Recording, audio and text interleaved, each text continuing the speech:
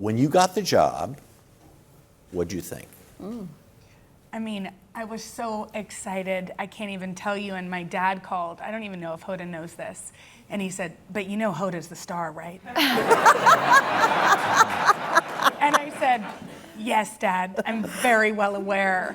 And it's just such an honor. I mean, Kathie Lee is a legend. And listen, I went to a lot of lunches and drank Chardonnay at 11 a.m. so that I could be ushered into that seat. And I will never forget those lunches. But Hoda and I talk about this a lot. I used to my sister is in global health and she does really important work.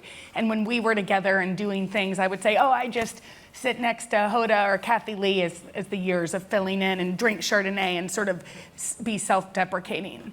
And since the pandemic, I don't do that anymore because Hoda and I have been together where people have said, you got me through a really hard time. You make me smile. And so I think none of us take what we do lightly. It's important and it's fun. And I feel the same way that Savannah does. I get to sit next to Hoda Kotb every single day. And I'm